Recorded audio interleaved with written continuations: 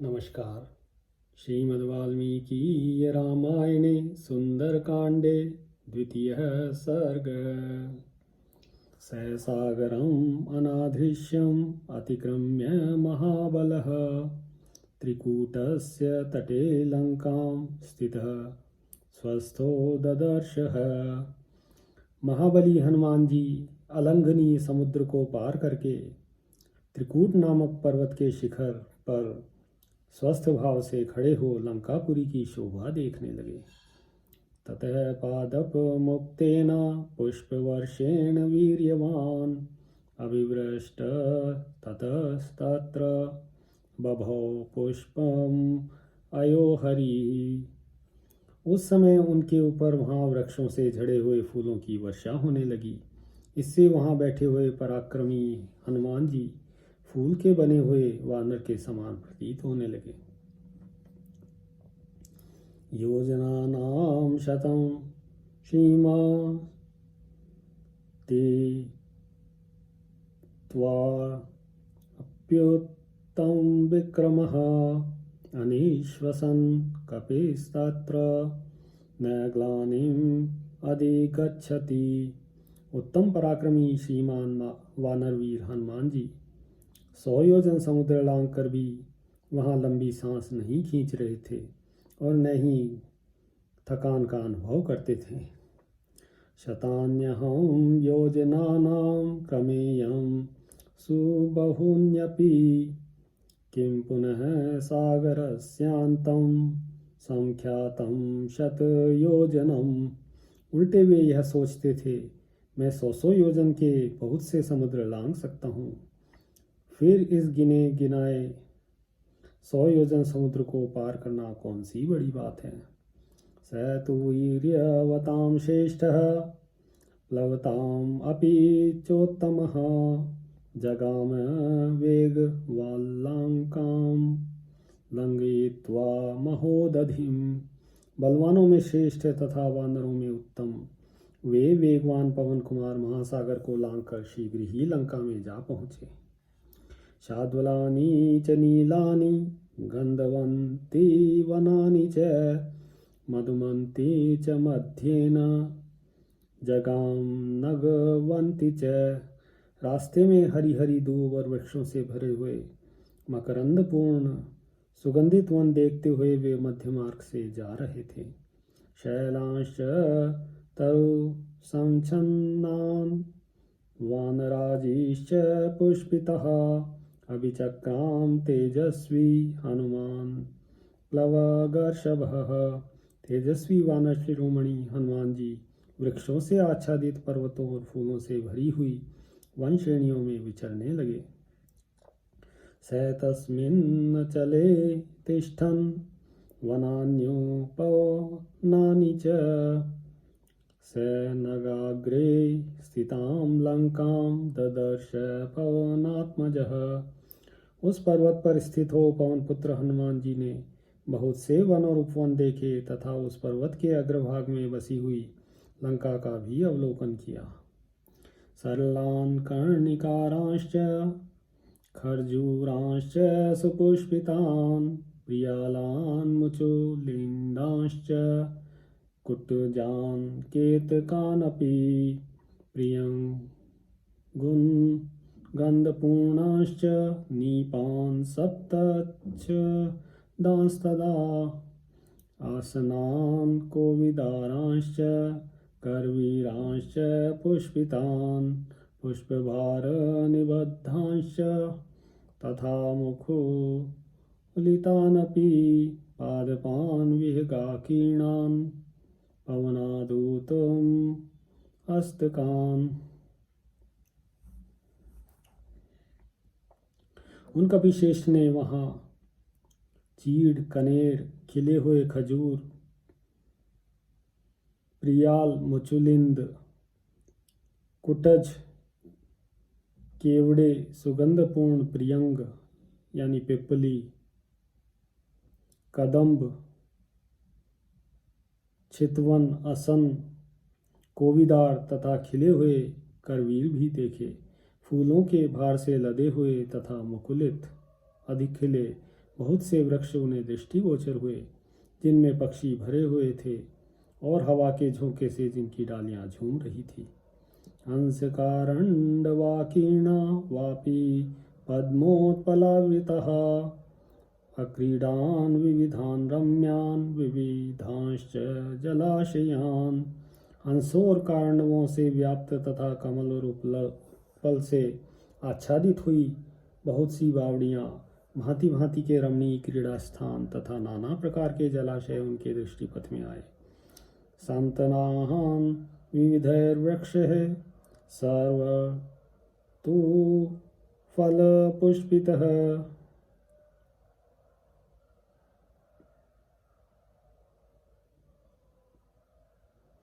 उद्यानानि च रम्याणि ददर्श कपिकुञ्जरः।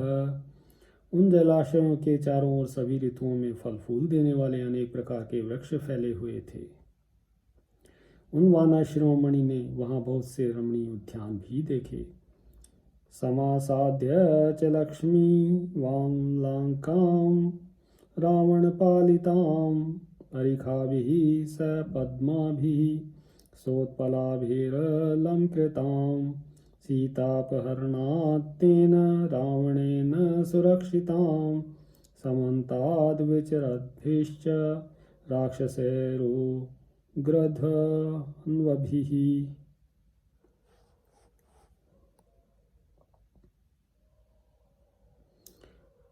अद्भुत शोभा से संपन्न हनुमान जी धीरे धीरे रावण पालित लंकापुरी के पास पहुंचे। उसके चारों ओर खुदी हुई खाइयां उस नगर की शोभा बढ़ा रही थी। उनमें उत्पल और पद्म आदि कई जातियों के कमल खिले थे। सीता को हर लाने के कारण रावण ने लंकापुरी की रक्षा का विशेष प्रबंध कर रखा था। उसके चारों ओर भयंकर धनुष धारण करने वाले राक्षस घूमते रहते थे। कांचनेनावृतां रम्यां प्राकारेण महापुरीं ग्रहैश्च गिरिसंकाश शारदाम्बुद समनिभ। वह महापुरी सोने की चार दीवारी से घिरी हुई थी तथा पर्वत के समान ऊंचे और शरद ऋतु के बादलों के समान श्वेत भवनों से भरी हुई थी। पांडुराभिः प्रतोलिभिः रुद्ध्याभिरभिसंवृताम् अट्टालकशताकीर्णां पताका ध्वजशोभिताम्। श्वेत रंग की ऊंची ऊंची सड़कें उस पुरी को सब ओर से घेरे हुए थी। सैकड़ों अट्टालिकाएं वहां शोभा पा रही थी तथा फहराती हुई ध्वजा पताकाएं उस नगरी की शोभा बढ़ा रही थी। तोरण कांचन दिव्य लता पंक्ति विराजित है ददर्श हनुमान लंकाम देवो देवपुरीमिव। उसके बाहरी फाटक सोने के बने हुए थे और उनकी दीवारें लता बेलों की चित्रों से सुशोभित थी। हनुमान जी ने उन फाटकों से सुशोभित लंका को उसी प्रकार देखा जैसे कोई देवता देवपुरी का निरीक्षण कर रहा हो।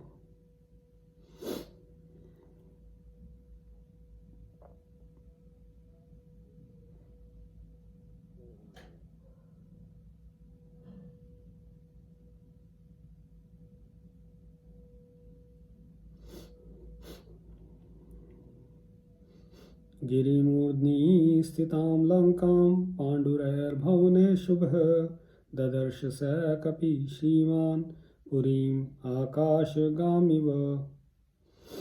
तेजस्वी कपि हनुमान जी ने सुंदर शुभ्र सदनों से सुशोभित और पर्वत के शिखर पर स्थित लंका को इस तरह देखा मानो वह आकाश में विचरण करने वाली नगरी हो। पालितां राक्षसेन्द्रेण निर्मितां विश्वकर्मणा प्लवमानामि आकाशे ददर्श हनुमान कपिः। कपिवर हनुमान जी ने विश्वकर्मा द्वारा निर्मित तथा राक्षस राज रावण द्वारा सुरक्षित उस पुरी को आकाश में तैरती सी देखा।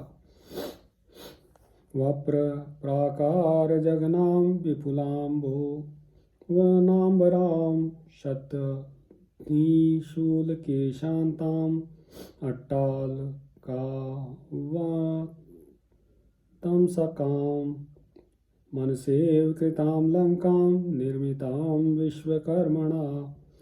विश्वकर्मा की बनाई हुई लंका मानो उनके मानसिक संकल्प से रची गई एक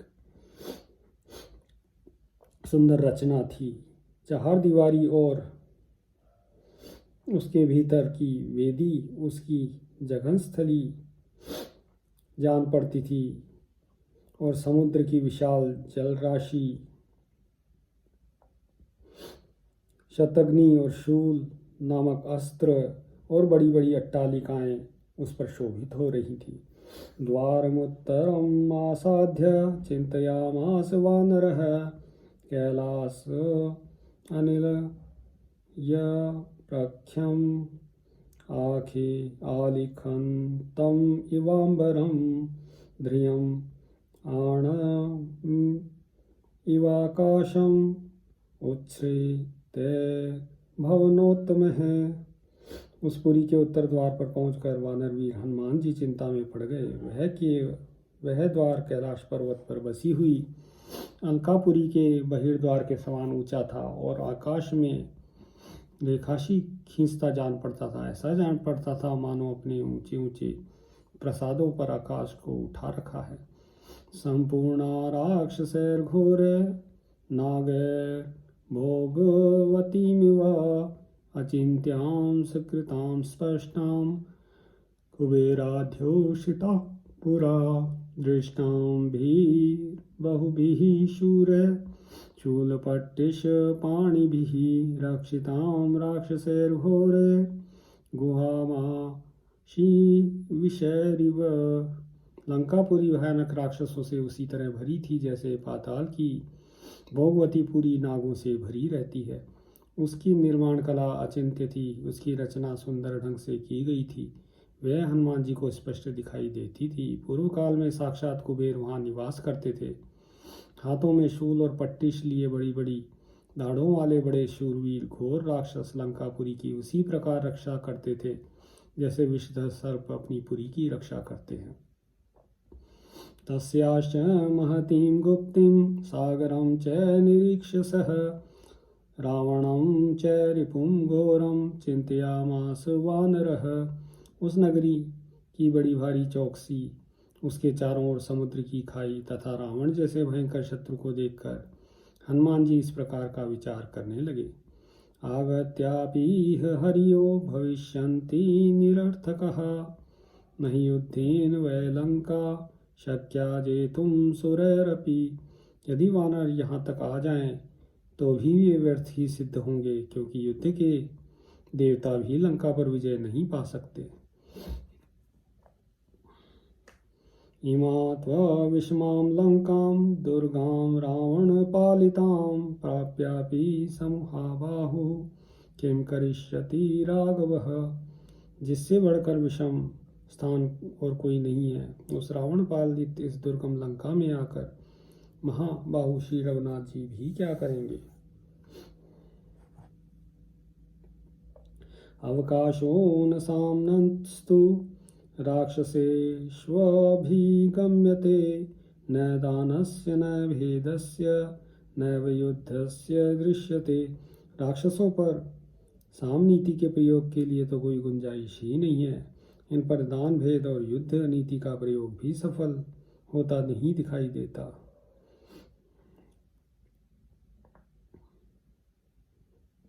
चतुर्णामेव हि गतिर्वानराणां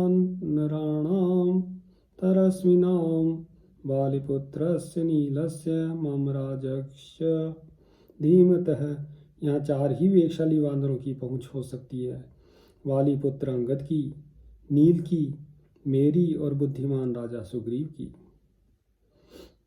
यावजानामि वैदेहीं यदि जीवति वा न वा तत्रैव चिन्तयिष्यामि दृष्ट्वा तां जनकात्मजाम्। अच्छा, पहले यह तो पता लगाऊं कि विदेह कुमारी सीता जीवित है या नहीं। जनक किशोरी का दर्शन करने के पश्चात ही मैं इस विषय में कोई विचार करूंगा। ततः स चिन्तयामास मुहूर्तं कपिकुञ्जरः गिरशृङ्गे स्थितस्तस्मिन् रामस्याभ्युदयं ततः। तदनंतर उस पर्वत शिखर पर खड़े हुए कपिश्रेष्ठ हनुमान जी श्री रामचंद्र जी के अभ्युदय के लिए सीता जी का पता लगाने के उपाय पर 2 घड़ी विचार करते रहे। अनेन रूपेण मया न शक्या रक्षसां पुरी प्रवेष्टुं राक्षसैर्गुप्ता क्रूरैर्बल समन्वितः। उन्होंने सोचा, मैं इस रूप से राक्षसों की इस नगरी में प्रवेश नहीं कर सकता, क्योंकि बहुत से क्रूर और बलवान राक्षस इसकी रक्षा कर रहे हैं। महोजसो महावीर्या बलवंतश्च राक्षसः वंचनीया मया सर्वे जानकीं परिमार्गता। जानकी की खोज करते समय मुझे अपने को छिपाने के लिए यहाँ के सभी महातेजस्वी पराक्रमी और बलवान राक्षसों से आंख बचानी होगी। लक्ष्येण रूपेण रात्रौ लंकापुरी मया प्राप्त कालम प्रवेष्टुं मे कृत्यं साधयितुं महत्। तब मुझे रात्रि के समय ही नगर में प्रवेश करना चाहिए और सीता का अन्वेषण रूप यह महान समयोचित कार्य सिद्ध करने के लिए ऐसे रूप का आश्रय लेना चाहिए जो आंखों से देखा ना जा सके। केवल कार्य से यह अनुमान हो कि कोई आया है। तां पुरीं तादृशीं दृष्ट्वा दुराधर्षां सुरासुरः अन्माश्चिन्तयामास विनिश्वस्य मुहुर्मुहुः।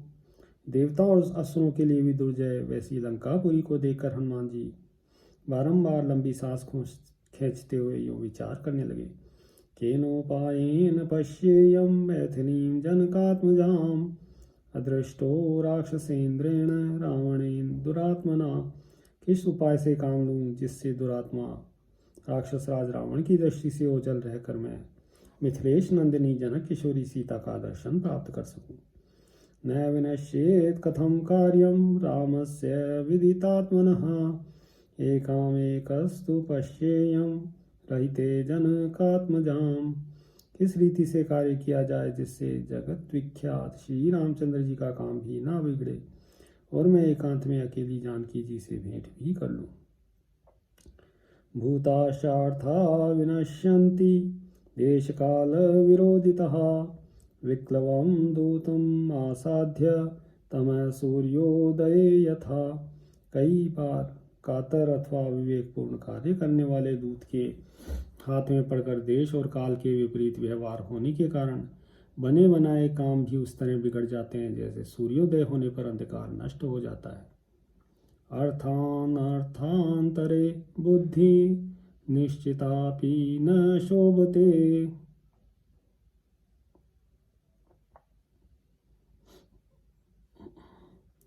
घातयन्ति कार्याणि दूता पंडितं मानिनः। राजा और मंत्रियों के द्वारा निश्चित किया हुआ कर्तव्य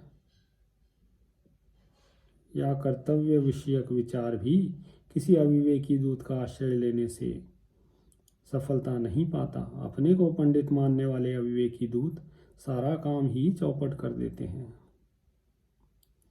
न विनश्येत् कथं कार्यं वैक्लव्यं न कथं भवेत् लंघनं च समुद्रस्य कथं नु न भवेत् वृथा।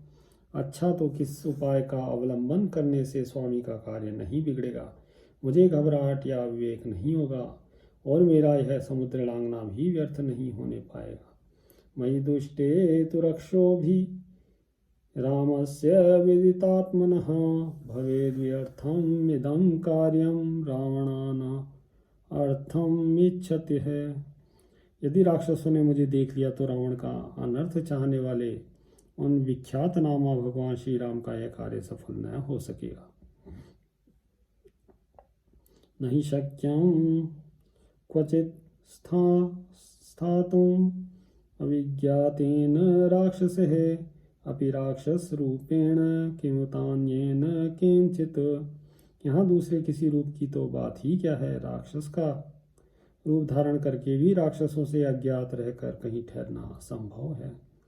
वायुरप्यत्र न ज्ञात रेदिति मतिर्मम न यात्रा विदितं किंचित रक्षसां भीमकर्मणाम्। मेरा तो ऐसा विश्वास है कि राक्षसों से छिपे रहकर वायुदेव भी इस पुरी में विचरण नहीं कर सकते। यहाँ कोई भी स्थान ऐसा नहीं जो इन भयंकर कर्म करने वाले राक्षसों को ज्ञात ना हो। इहाहं यदि तिष्ठामि स्वेन रूपेण संवृतः विनाशम् उपायास्यामि भर्तुरर्थश्च हास्यति। यदि यहाँ मैं अपने इस रूप से छिपकर भी रहूँगा तो मारा जाऊँगा और मेरे स्वामी के कार्य में भी हानि होगी। तदहं स्वेन रूपेण रजन्यां ह्रस्वतां गतः लङ्कामपि पतिष्यामि राघवस्यार्थ सिद्धये। अतः मैं श्री रघुनाथ जी का कार्य सिद्ध करने के लिए रात में अपने इसी रूप से छोटा सा शरीर धारण करके लंका में प्रवेश करूंगा।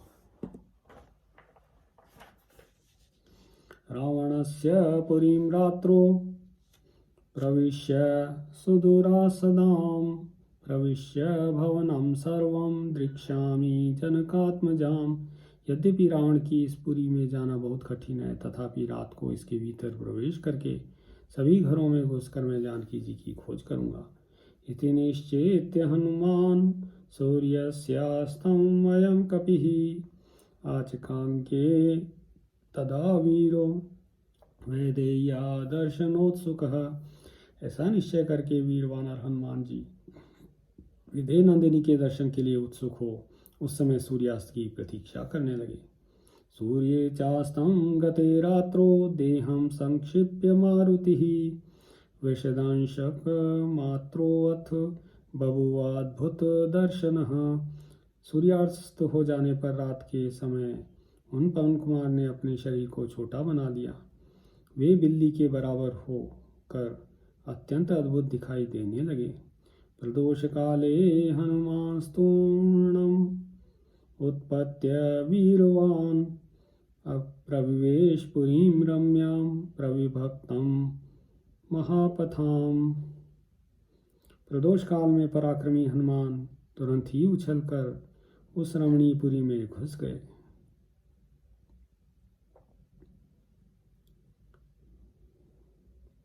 वह नगरी पृथक पृथक बने हुए चौड़े और विशाल राजमार्गों से सुशोभित थी। प्रसादम आलाविततां स्तंभः कांचन संनिभः शातकुंभ निभः जाले गंधर्व नगरोपमाम।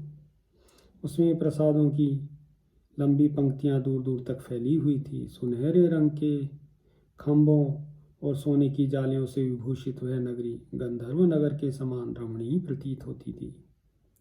सप्तभौमाष्टभौमैश्च सददर्श महापुरीं तलः स्फटिक संकीर्णः कार्तस्वर विभूषितः वैदूर्यं मणिचित्रश्च मुक्ताजाल विभूषितः तस्थः शुशुभिरेतानि भवनान्यत्र रक्षसाम। हनुमान जी ने उस विशाल पुरी को 7 महले 8 महले मकानों और सुवर्ण जटित स्फटिक मणि की फर्शों से सुशोभित देखा। उसमें वैदूर्य यानी नीलम भी जड़े गए थे, जिससे उसकी विचित्र शोभा होती थी।